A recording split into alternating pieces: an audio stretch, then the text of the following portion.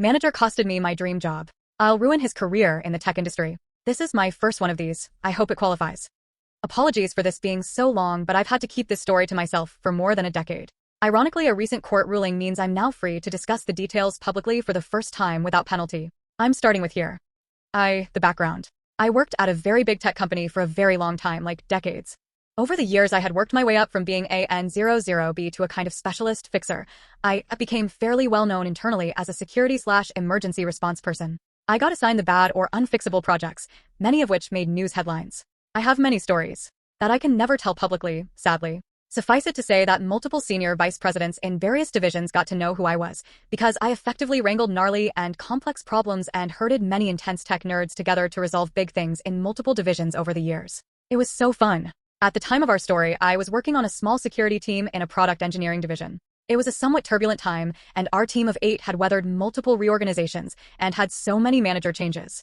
It was a lot, but we kept our heads down and did the work, and we all got along just fine. Sidebar, and relevant later, one of the better managers assigned to run our team immediately assigned me a huge and complicated and urgently important project to manage. It would involve people in 6 different divisions, had seriously big legal implications, and our senior VP wanted it to happen by an aggressive deadline within like 4 to 6 weeks. Oh, and my manager was leaving imminently on a long-planned vacation, so he apologetically would be away for the next 3 weeks and unable to assist. The project was to do something big and technical and which had never been done before, so no one was entirely sure how to do it, who all it would require, what steps in what order. Some of the key players had what we gently called difficult personalities. And oh, by the way, it would definitely make international news and cause a ripple in the industry when we did it. No big whoop.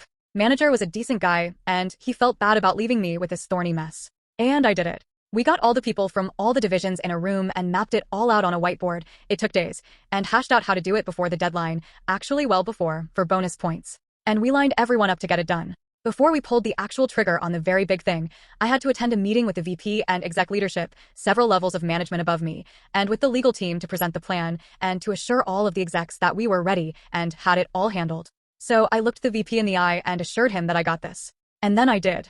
The team did the big thing sooner than the deadline. It was flawless. We rocked that. W00T. Just another day at the office? Tongue sticking out. To the inept manager. A few months after that epic project, our good manager left us for another role, and someone new moved over from an unrelated division out of nowhere. We'll call him Inept Manager. Inept Manager did not know anything about security. He did not know anything about emergency response. He didn't know anything about what our division did. In fact, no one on our team had ever heard of this guy. He was that worst kind of middle manager. Self-important, dismissive of everyone, cares most about appearances and ego, micromanages stuff he doesn't comprehend, and just makes everything worse. But he apparently knows people, and those people get him job assignments because of politics? Loyalty. He certainly didn't have any skills or experience for our team. Ugh. That guy is the worst. One of Inept Manager's many weird quirks was that he didn't think it was appropriate for our team to disagree with or correct each other in front of other people. Things in tech, specifically product development, move pretty quickly, and things change all the time. So if some of our team was meeting with someone from another team, and someone something like, so we decided to make the sky green, and we're on schedule, and someone else on our team chimed in to say, actually that's changed. We decided that the sky is now going to be blue, and we pushed the deadline back 2 weeks. That just happened in an earlier meeting. Oh, okay, cool. Inept Manager would interrupt and say, we clearly need to get on the same page. Let's end this meeting right now and reschedule when my team has all the facts straight. What? That's insane. We'd literally never have any meetings if we waited until everyone knew all of the same information all the time.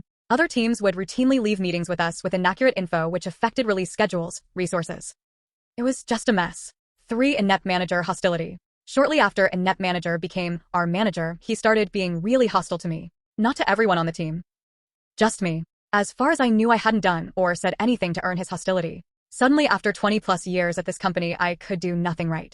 While this jerk didn't actually understand most of what my job was, he was sure I wasn't doing it right. And he was quick to tell me so, and often in front of others. To the point that my coworkers would take me aside to ask WTF was going on. I didn't know either. The thing is, I was the only woman on the team, and I have a disability. Now I've been through some things working in high tech over those decades. It was very much an old boys club back then. And I was fine. I'm not one to claim discrimination at the drop of a hat or for no reason. However, when I was trying to piece together the cause of this dude's hostility, some of his comments were sexist and not at all subtle. He also didn't like that due to my disability and, frankly, my seniority. I was given one of the few offices with a door on it in our new building. The rest of our team was in open floor plan cubicles, which everyone hated. He was incensed that I, a lowly direct report and woman, got an office and he didn't.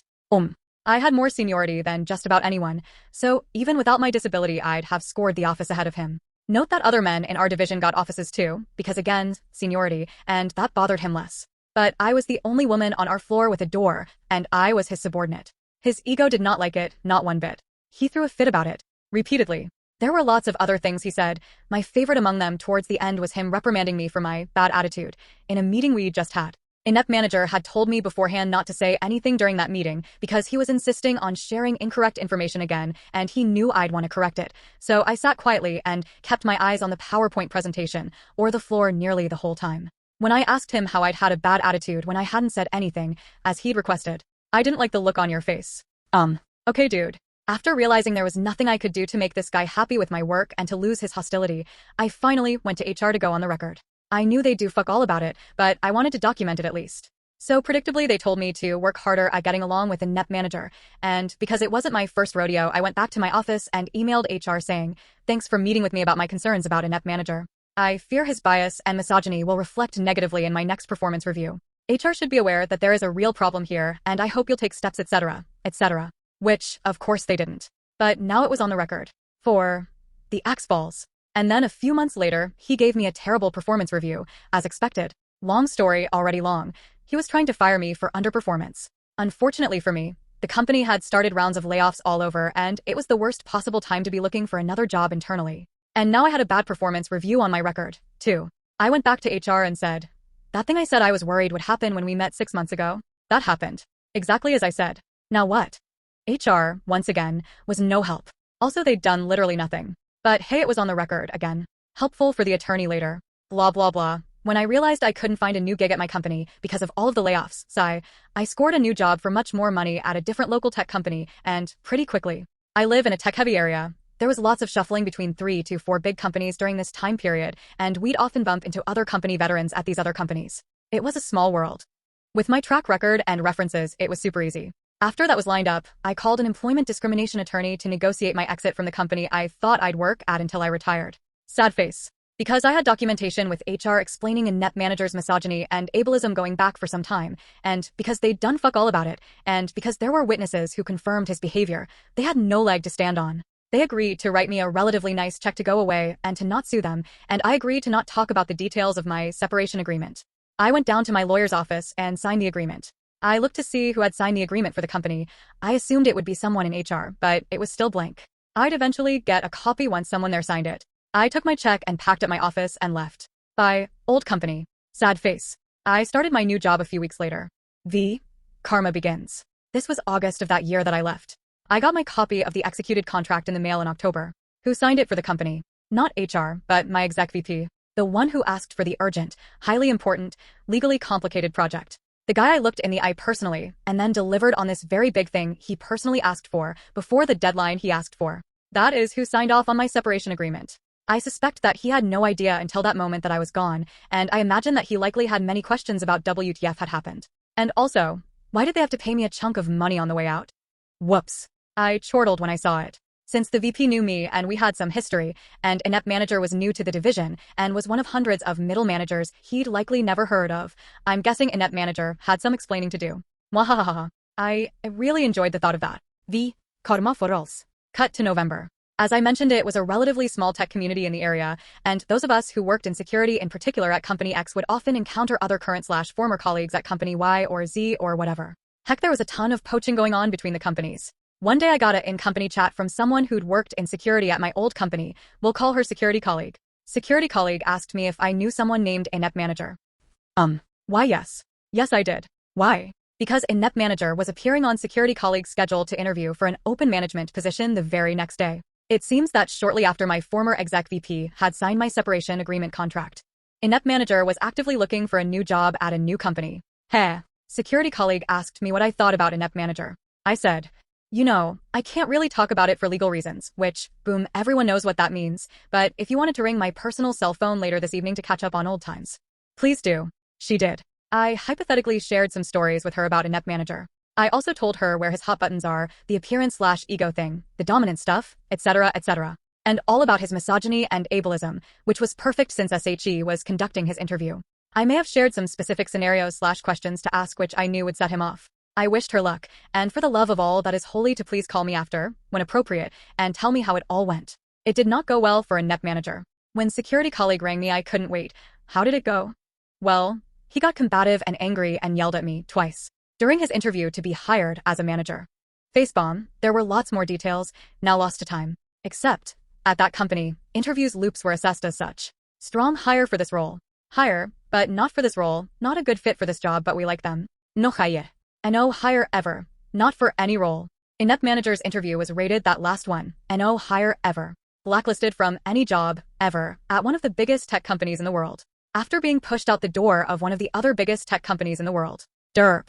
Shortly after that, it appeared that a NEP manager moved himself and his wife and kids a few states away to work at a smaller company in another region. It took less than 6 months from when I left my old company for him to be gone as well. Heh. What gets me, still, is that a NEP manager thought I was so inconsequential, so unimportant, that he didn't bother to check and see where I landed after he forced me out of the company I loved. And when he had to look for a job himself shortly thereafter, it also never occurred to him that I'd have connections with, thousands of colleagues I'd worked with over the years, some of whom could now be working at company X or Y or Z, where he was interviewing, and where I'd scored a huge raise for myself. To this day, he doesn't know why his interview at company Y tanked so badly. And since security colleague was not legally precluded from sharing stories she had heard through the grapevine about a NEP manager's management problems, it's possible that other of our old security colleagues at Company Z and other companies in this area heard those stories, too. Which means he's unlikely to get a job at any major tech company in this area.